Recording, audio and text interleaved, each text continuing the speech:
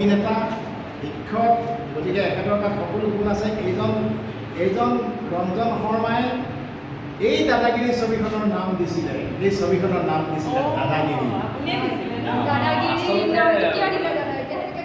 হয়, আচলতে ঘটনাটো এনেকুৱা ধৰণৰ, ডিম্বেশ্বৰ যিজন ইয়াৰ কাহিনী চিত্ৰায়িত সংলাপ পৰিচালনা মোৰ খুব ভাল বন্ধু। আচলতে মোৰ খুব অন্তৰংগ বন্ধু ডিম্বেশ্বৰ আহা আমাৰ ডিম্বেশ্বৰ হওক। আচলতে মোৰ খুব ভাল বন্ধু। আমি বহুত কাম একেলগে আগতে কৰিছিলোঁ। আমাৰ কিছুমান মুক্তি পাইছিল, কিছুমান মুক্তি পোৱা নাছিল, নহয় জানো? কিন্তু আমি খুব নিষ্ঠাৰে ফলতাৰে কৰিছিলোঁ। আমাৰ লাহনো আছিল। শেহতীয়াকৈ ডিম্বেশ্বৰ মোক 2 লাইনৰ ষ্টৰি লাইনটো শুনাইছিলে আৰু কেইটামান নাম নিৰ্বাচন কৰিবলৈ দিছিলে।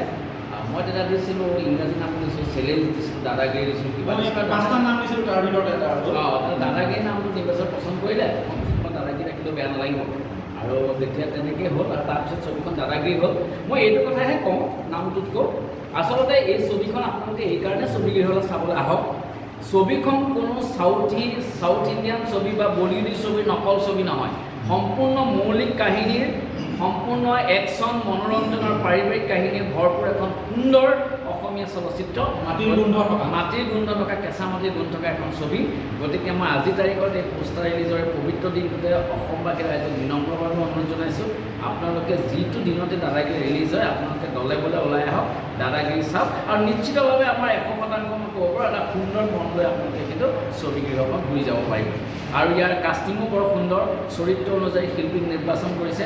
সকলো শিল্পীয়ে সুন্দৰ অভিনয় কৰিছে, কেমেৰা কাম ভাল, লোকেশ্যন ভাল, গীতৰ কাম খুব ভাল হৈছে।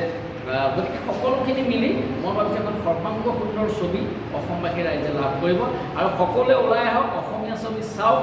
ৰূপকোঁৱৰ জ্যোতিপ্ৰসাদ আগৰৱালাৰ যি সপোনৰ যি উদ্যোগ, অসমীয়া চলচ্চিত্ৰৰ যি উদ্যোগ, এই উদ্যোগটো জীয়াই ৰাখক। অসমীয়া ছবিৰে যি অবিৰত যাত্ৰা, এই যাত্ৰা অনিৰুদ্ধ। ধন্যবাদ। কবিৰাজ বৰুৱাৰ যি